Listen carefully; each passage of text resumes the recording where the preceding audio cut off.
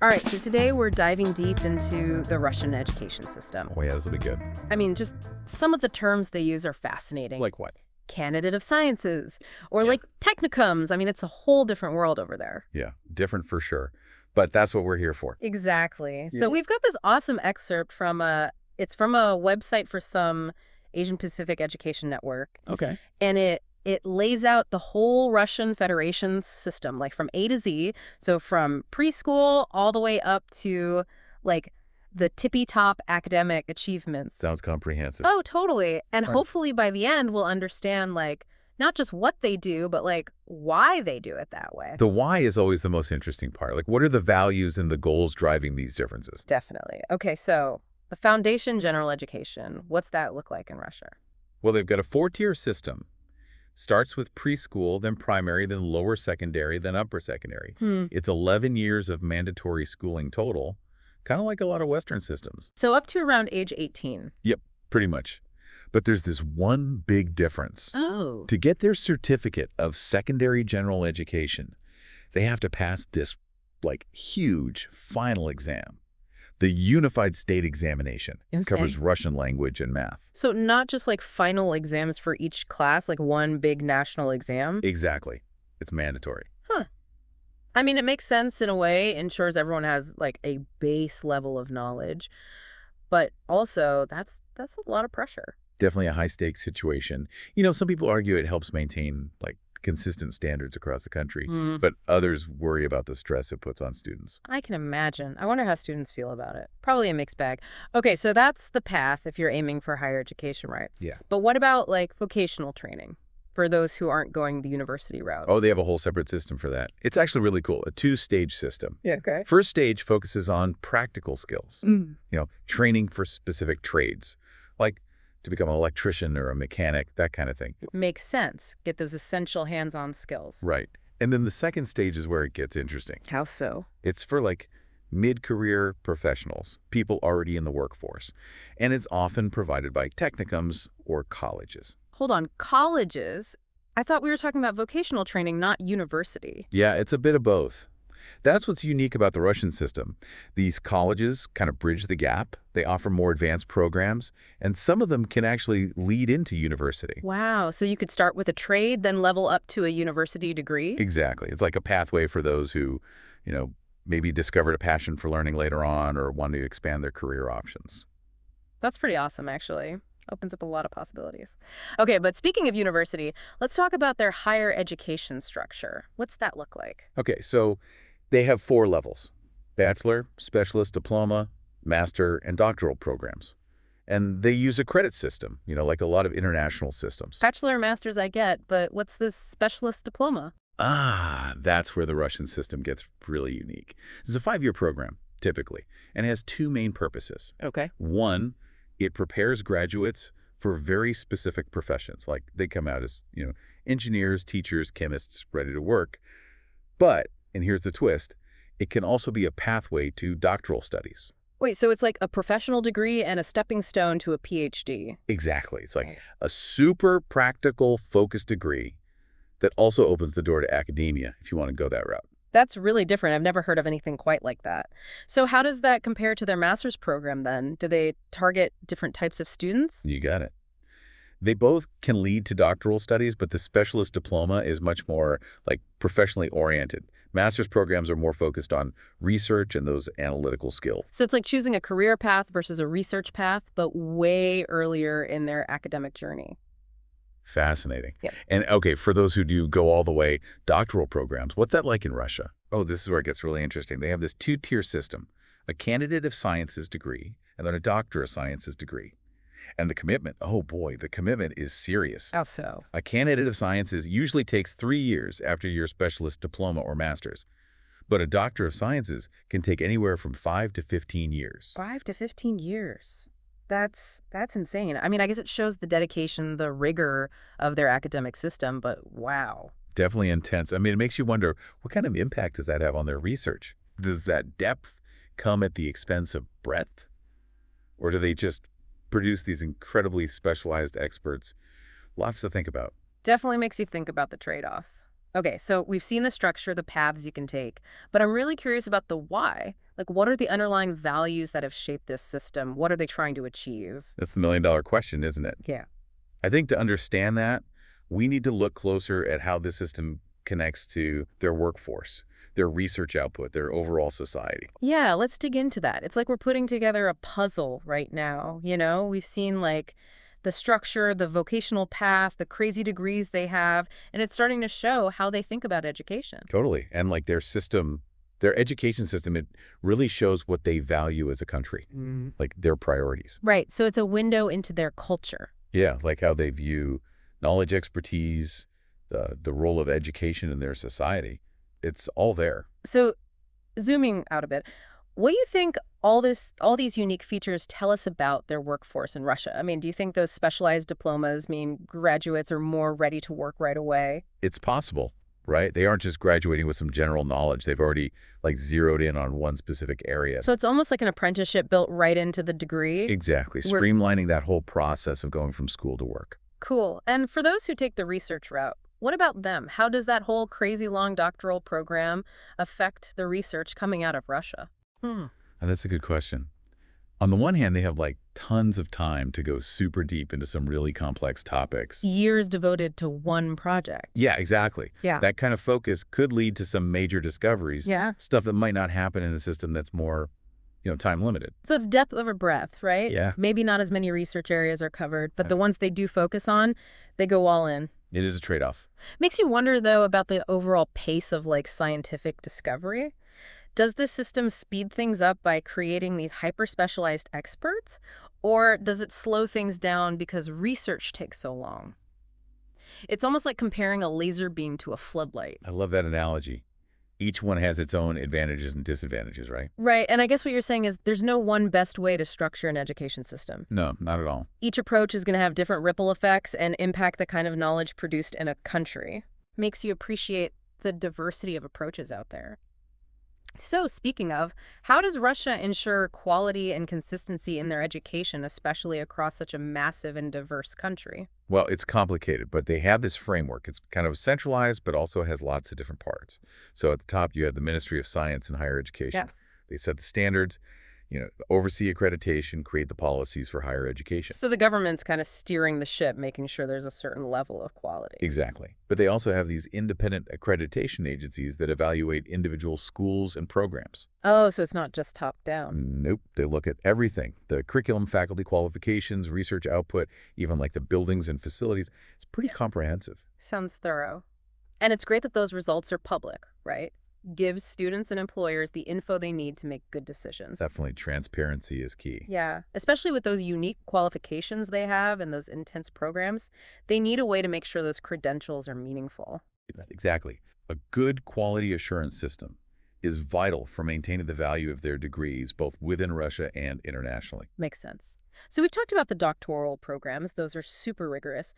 But I'm curious about the bigger picture of research and innovation in Russia. How does their education system connect to their goals for like technology and economic growth? That's where it gets really interesting. You Mhm. see this interplay between education research and a nation's ambition for progress. Russia has this long history of achievement in science. Yeah, Sputnik, the space race, they were definitely a force to be reckoned with. Exactly, and that continues today. Yeah. They're investing heavily in research and development, especially in those cutting-edge fields. Nanotechnology, biotechnology, information technology. But what's interesting is how collaborative they are. How so? They're really pushing for partnerships between universities, research institutions, and industries. It's not just research happening in a vacuum. So they want to see those discoveries actually applied in the real world to benefit the economy. Exactly. And their education system actually supports this. The specialized diplomas, the demanding doctoral programs, it all points to this focus on cultivating deep expertise and a research mindset. So they're setting the stage for future innovators. Planting seeds for the future. I like that analogy. By nurturing that research-oriented culture, they're shaping the country's direction in science and tech. For sure. And that leads to another key point. The challenges facing their education system and the reforms they're making to address them. No system is perfect. Of course not. Every system has its strengths and weaknesses, right? What are some of the big challenges they're facing? Well, one is accessibility and affordability, Hmm. especially in rural areas and for students from disadvantaged backgrounds. Making sure everyone has access to quality education no matter where they live or their economic situation. That's a major goal. Yeah, that's a challenge a lot of countries face, trying to balance excellence with inclusivity. Anything else? Another big one is modernizing their teaching methods and their curriculum, you know, keeping up with the demands of the 21st century. It's not enough to just transmit knowledge anymore. Right. It's about giving students the skills to thrive in a world driven by technology, innovation, and globalization. Exactly. Critical thinking, problem-solving adaptability, Mhm. digital literacy, these are the skills that are becoming essential. So, how are they adapting to meet these challenges? What reforms are they putting in place? They're trying a bunch of things, like creating new standards and curricula that emphasize these 21st century skills. They're also putting money into teacher training programs, realizing that teachers are crucial for making this happen in the classroom. Teachers are the backbone for sure. But what about accessibility and affordability? How are they tackling those issues? They're using technology to bridge the gaps, expanding access to online learning and distance education, especially for students in remote areas. They're also increasing financial aid and scholarships to make higher education more affordable for low-income students. So, it's a multi-pronged approach using tech and financial support to make education more accessible and equitable. It's good to see that they're taking these issues seriously. It shows a commitment to continuous improvement and an understanding that education is an investment in the country's future. It's not static, it's constantly evolving. And speaking of evolving, we can't ignore the elephant in the room, the impact of recent geopolitical events on their education system. It's impossible to talk about a country's development without acknowledging the global context. You're right. The current conflict and the sanctions have definitely created hurdles and uncertainties for them. One immediate impact has been the disruption of international collaborations and partnerships. A lot of exchange programs have been put on hold, which limits opportunities for Russian students and scholars to connect with their international counterparts. Like those bridges of intellectual exchange and cross-cultural understanding we talked about, they've been temporarily closed. That must be a big setback. Any other consequences? Yeah, unfortunately, access to international research databases and journals has been limited in some cases. It hinders the flow of knowledge and collaboration and could slow down progress in key areas. That's worrying. What about long-term consequences? Could this lead to a brain drain with talented people leaving Russia for better opportunities? It's a valid concern and something policymakers are trying to address. They're trying to counter the negative effects by supporting domestic research and promoting collaboration within their region.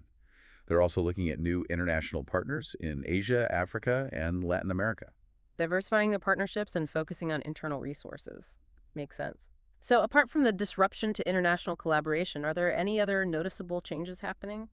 Well, the economic sanctions have definitely impacted funding for both education and research.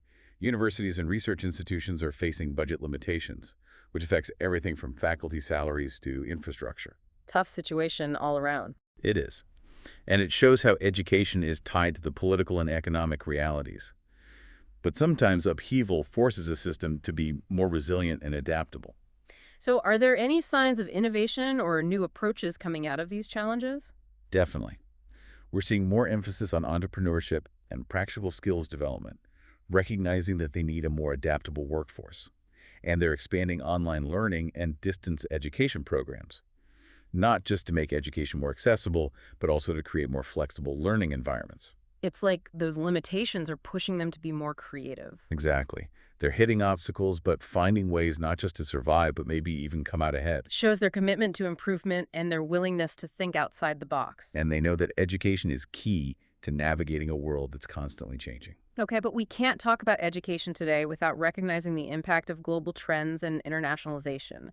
Everything's becoming so interconnected. How is Russia navigating this? Yeah, you're right. The world is transforming, and Russia's actively involved in internationalization efforts to strengthen their system and their global standing. One focus has been on student mobility, both incoming and outgoing. So, encouraging Russian students to study abroad and inviting international students to Russia, a two-way street. Exactly. They understand the value of cross-cultural exchange and exposing students to different perspectives. They've even created programs and scholarships to make it easier for students to study in a different country. It sounds like they're going all in on attracting international students. What are they doing to make their universities stand out? They're trying to boost the quality and reputation of their institutions to match international standards and rankings. They're also offering more programs taught in English to attract a wider range of students. Makes sense removing those language barriers. Right. And they're actively promoting their universities at international events, highlighting what makes them unique. It's like a marketing campaign to show the world that Russia's open for business in the education sector. And is it working? Have they seen more international students enrolling? They have. The number of international students choosing Russian universities has been steadily increasing. That's great. What kind of impact does that have on their system? It brings in so much diversity, different perspectives and experiences. This benefits both domestic and international students. It fosters tolerance, understanding, and cross-cultural communication, which are super important in today's world. It's not just about the academics, it's about developing those essential skills and global competencies. Exactly. And it's not just good for the students. It also brings economic benefits to the country, supporting local businesses and generating revenue for universities. So everyone wins. It seems like internationalization is a key strategy for them to improve the quality and competitiveness of their education system, and it'll probably keep growing in the future. It's really interesting to see how these global trends are shaping education, not just in Russia, but everywhere. It highlights that education is no longer limited by national borders. It's becoming more and more interconnected and globally focused. Like, the world is becoming one giant interconnected classroom. Exactly. Students and educators from all over coming together to learn and share knowledge. It's pretty exciting. It really is a world full of possibilities and challenges. And education is the key to unlocking those possibilities and facing those challenges. Couldn't have said it better. Yeah, it's amazing how these education systems are always kind of adapting, responding to all these global shifts. It's like they're ships navigating a sea that's constantly changing. Yeah. Always Yeah. got to adjust course, right? Yeah, Especially with all the unexpected storms and stuff. exactly. And speaking of storms, I think we have to address the impact of recent events, the geopolitical situation on the Russian education system. Can't really talk about their development without considering that, right? Clearly. I mean, the conflict, the Absolutely. sanctions, it's definitely thrown a wrench in things, created a lot of uncertainty. What are we seeing so far? Like, what are the biggest impacts right now? Well, one of the most immediate is the disruption to international collaborations. A lot of those academic exchange programs have been put on hold or just canceled altogether. So those connections we talked about, those exchanges of ideas and cultures, those are gone for now. Yeah, pretty much. It's a big setback for sure. And it's not just the people-to-people stuff. Access to research databases, international journals, a lot of that's been restricted too. Wow, that's a double whammy. So not only are they cut off from other researchers, but also from crucial information. Yeah, it's a tough situation. Could really slow down progress in important areas of research. And, it makes you wonder about the long-term effects. Like, what happens down the road? Could lead to a brain drain. Talented researchers and students looking for opportunities elsewhere. That would be a huge loss. It would. And policymakers know it. They're trying to do what they can to counter that, boosting domestic research, encouraging more collaboration within the region, and looking for new partners, too, in Asia, Africa, Latin America. So diversifying their network, finding new avenues for collaboration, it makes sense. But beyond the international side of things, how else are these events affecting their education system? Well, the economic sanctions have hit their funding pretty hard, both for education and research. Universities and research institutions are working with smaller budgets now. So less money for salaries, for infrastructure, for everything. Pretty much. Force them to make tough choices about where the money goes. It really underscores how connected education is to the overall political and economic landscape. Yeah, it's all intertwined. So given all these obstacles, all these limitations, are there any signs of, innovation, adaptation? How are they responding? Well, it's interesting. We're seeing a shift toward more practical skills development, entrepreneurship, recognizing that they need to prepare students for a world that's, less predictable, more volatile. Makes sense. Those are valuable skills no matter what happens. Exactly. And we're also seeing a big expansion in online learning, distance education, not just to make education more accessible, but also to create a system that's more flexible, more resilient in the face of change. It's like they're turning these limitations into opportunities, finding new ways to not just survive, but to thrive in this new reality. Exactly. Shows their commitment to improvement, their willingness to think outside the box, Education isn't static, it's always evolving. Well, we've covered so much ground today. We've really explored the ins and outs of the Russian education system. It's a fascinating system with a unique structure, its own set of strengths, and of course, its own challenges. And it's a system that's constantly evolving. Totally. It's been a pleasure unpacking all this with you and with our listeners. Really makes you appreciate just how complex these systems are. As we wrap up, I want to leave our listeners with this thought. The Russian education system, like any education system, it reflects the values, the aspirations, the history of its people. It's a window into their culture, their vision for the future. And by understanding its complexities, its challenges, its successes, we can better understand not just the system itself, but also the people it serves. That's a great way to put it. Makes you think about the future of education everywhere, not just in Russia. What will these systems look like in 10, 20 years? So much is changing.